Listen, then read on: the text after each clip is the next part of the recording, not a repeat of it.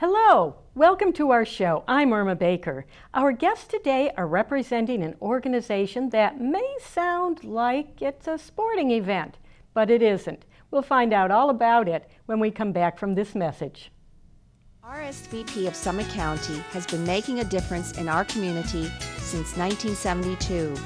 RSVP volunteers are increasing the quality of life by participating in programs and organizations that provide important services to the community. RSVP matches personal interests and skills with opportunities to serve. If you're interested in adding more meaning to your life and improving the lives of others, please call 330-253-4597, extension 166. Welcome back. Our guests today are representing fish. And that may sound like something you cast a line out over the water, but it really isn't.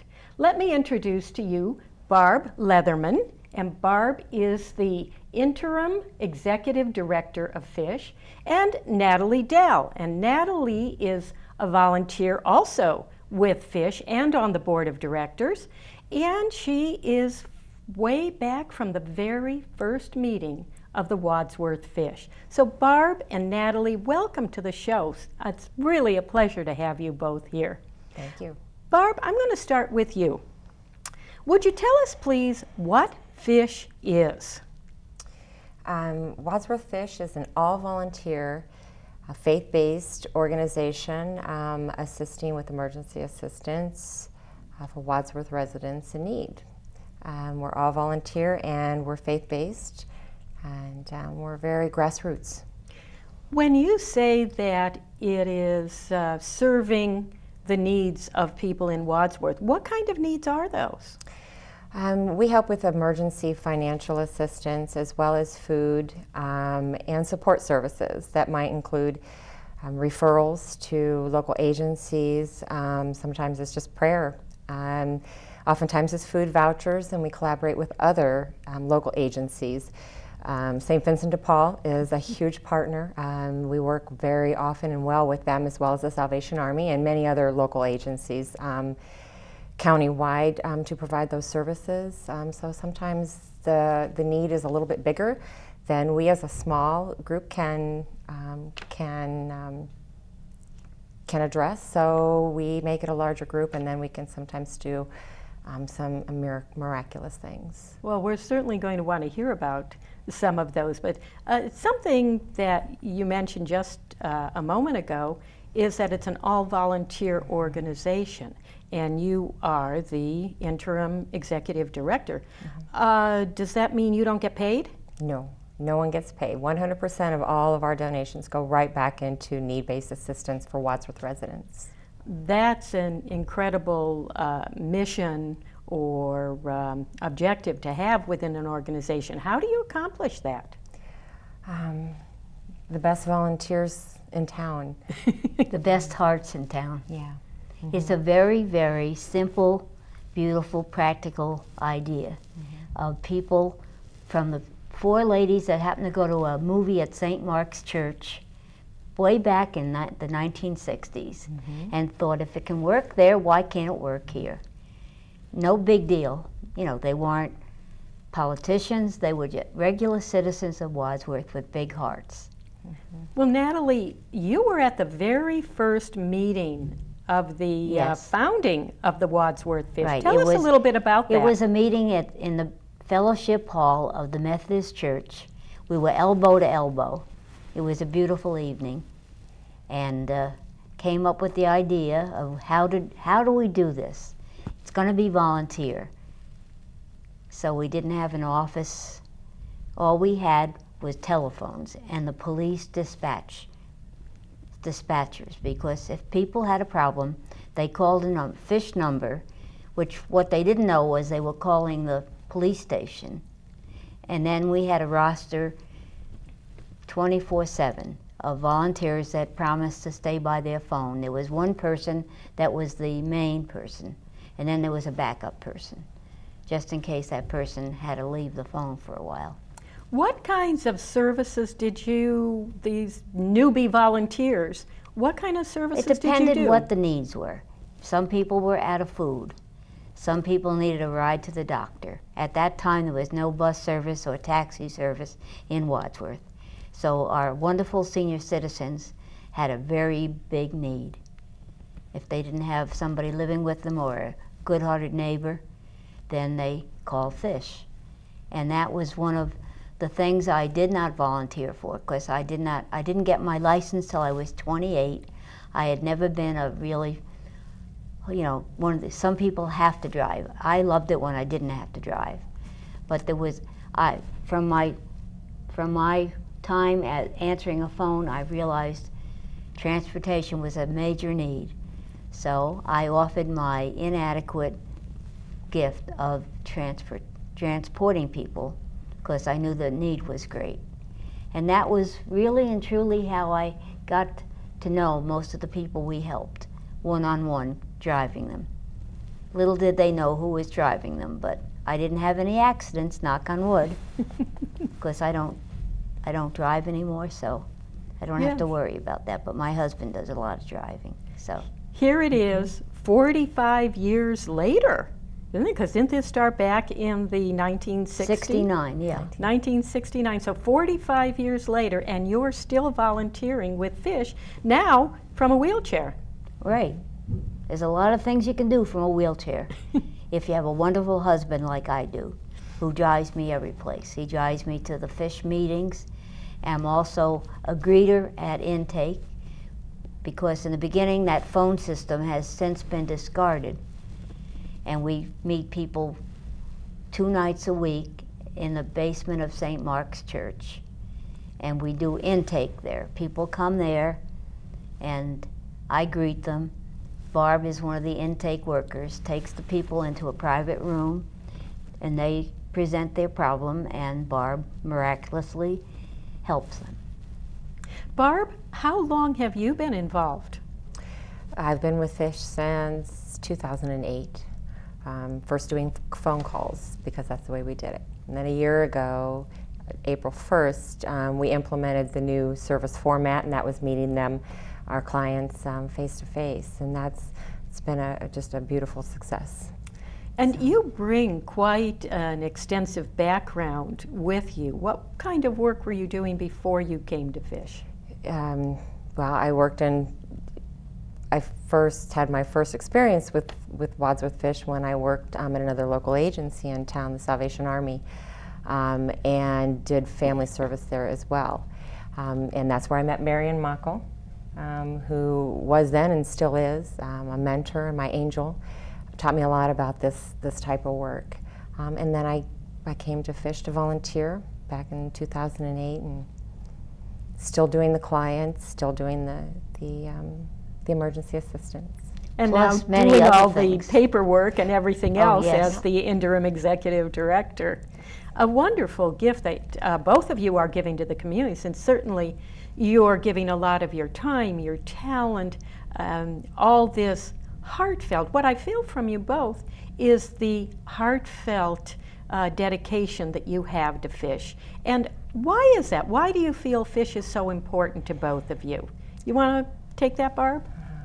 Well, the need is just tremendous, and it's ever increasing, and I know that we live in a beautiful community and we love it.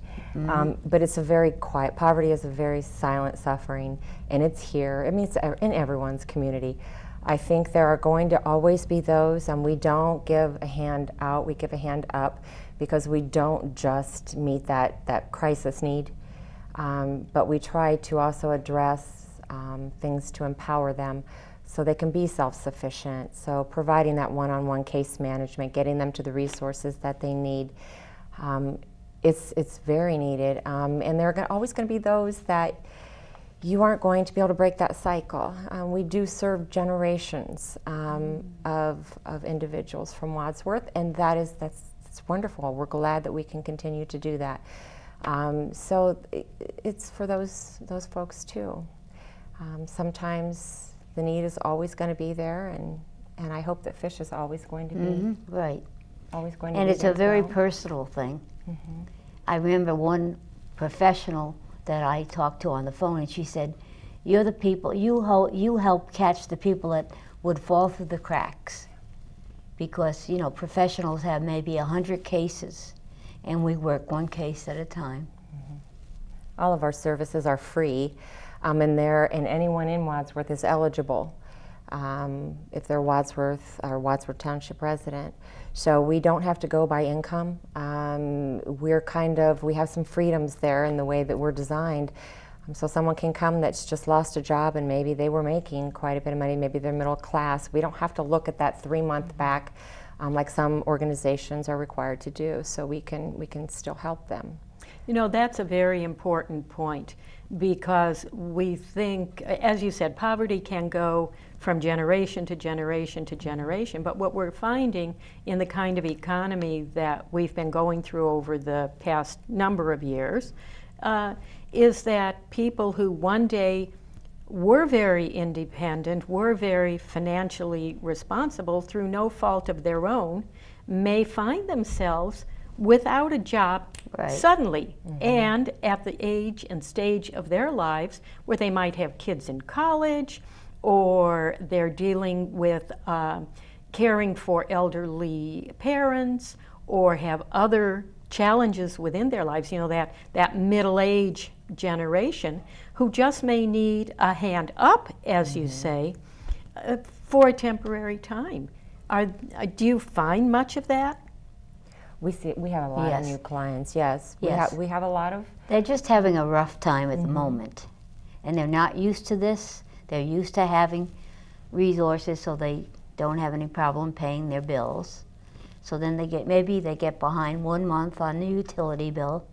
We're there to help them continue to have their services from the utilities, and the utilities are very cooperative with us. Yeah. Well, you have certainly then resources that are available to you and through you to the clients out there. I want to go back to one other thing that you mentioned a little while ago, and you both mentioned that it's faith-based, that you know, you met first in a church meeting room, and there are churches involved. Talk a little bit about the church involvement. Oh, we partner with most, if not all, of the area churches, and receive not just monetary support from them, but they support us with board members, with spreading the word and awareness. We in turn also, when they have programs, we complement one another by providing their programs to those coming in for us so that they can enhance, you know, their lifestyles within the church family. But our church partnerships are just... Yes, it is. It's wonderful. It's a tremendous blessing. Does someone need to be a member of one of your partner churches? No. To come into? Oh, no. There's the only requirement for Wadsworth Fish is that you are a Wadsworth resident. You're either Wadsworth or Wadsworth Township. And then we take it from there. That isn't a promise that we can always help that person, because we come to that decision individually and based on the policies set in place by our board of directors. But anyone is eligible. They wouldn't have to be a member of a church. Because it certainly is, with the fish symbol being very much a Christian faith-based symbol, that, you know, not the cast your line out. I mentioned to somebody the other day that I was going to do an interview with people from fishing. She said, "Oh, tell me when it's going to be on. My husband loves fishing." So do you get that a lot? You know, I can say that in my experience, we are probably one of the best kept secrets in town. And that's not on purpose, that's simply by design. And the way that Natalie and the ladies all did provided services over the phone in collaboration with the police department and the community itself and the churches, it was very quiet. I'm from Wadsworth. I had never heard of fish, actually, until I met Marion. So I think that I'm very blessed. Obviously, there was not a need in my family, so I'm blessed with that. But I'm able to give back now too. So it's a good thing. Yeah. And Marion has been our backbone through all these years. And she has touched so many lives. I remember one client that she had, that it wasn't just now and then thing. She would call Marion up all the time. Marion would give her a lot of advice, because she needed a lot of advice. And she said to Marion, "You taught me that there was a different way to live."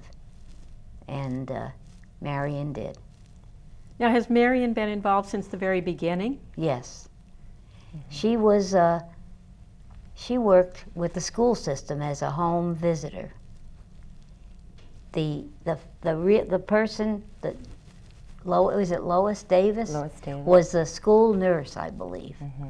And she got the ball rolling. She started it, but she moved. And when she moved, Marion took over. And Marion stuck with it until you came on board. She was volunteering until, we've had a couple changes in leadership since Marion. Yes, right. But she continued to volunteer until just a couple years ago. Doing phones. Yeah. What I'm hearing is that this is an organization that really becomes a part of your lives when you volunteer with it. And does it also become a part of the lives of the people you serve? What are their reactions to being helped by fish? I would say surprise. Because when they come in, they have a greeter. Our first, what's the word I'm looking at? Our first desire is to make them feel comfortable. It's very hard to have to ask for help. And so they come into this room, sometimes with their children, and we have crayons available and something for them to color. We have mittens available in the cold weather. So we just try to make them feel comfortable. Where do you get all these supplies? And I know it may not be very much, but I'm thinking, okay, crayons and paper.